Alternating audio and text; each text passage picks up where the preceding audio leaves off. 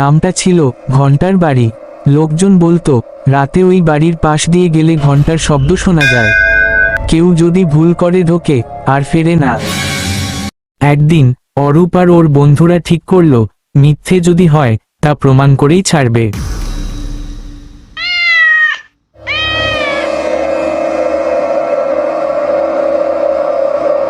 রাত 12টায় তারা চারজন মশাল আর মোবাইল নিয়ে ঢুকলো বাড়িটাই।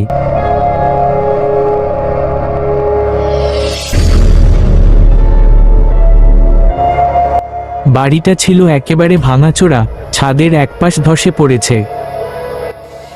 এই বাড়িটায় সত্যি যদি কিছু থাকে তখন কি হবে? দেওয়ালে অদ্ভুত দাগ আর ঘরের ভেতরে ঠান্ডা বাতাস। ওহ,